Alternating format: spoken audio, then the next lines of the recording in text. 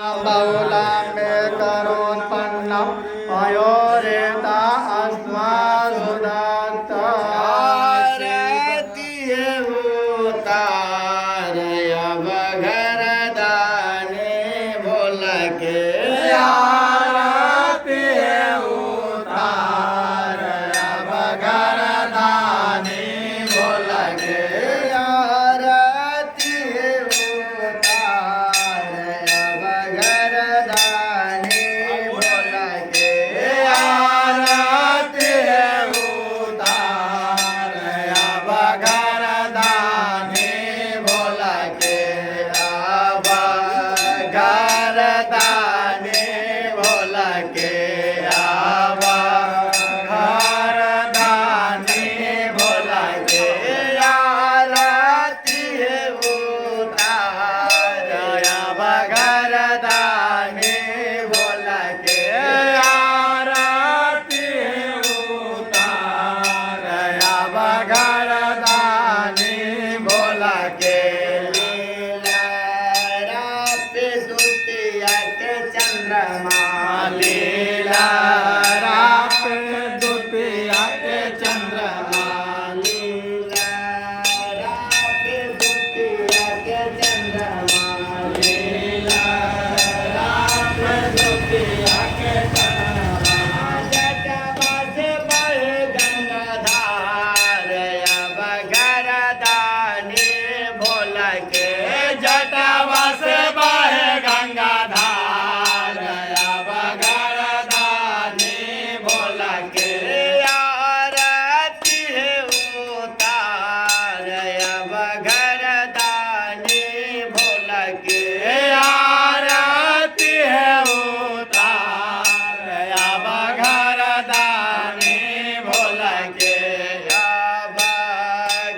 बगरदाने बोल के बगरदाने बोल के बगरदाने बोल के बगरदाने बोल के आरती उतारय बगरदाने बोल के आरती उतारय बगरदाने बोल के भूत बापी सहब संग में भूत बापी सहब संग में भूत बायतल बहु संग में भूत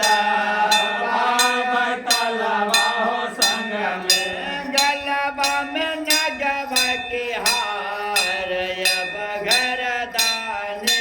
बोल के गलबा में नगवा के हारय बगरदाने बोल के नगवा मरे फुफकारय बगरदाने बोल के नगवा मरे फुफकारय बगरदाने बोल के आरती उतारय बगरदाने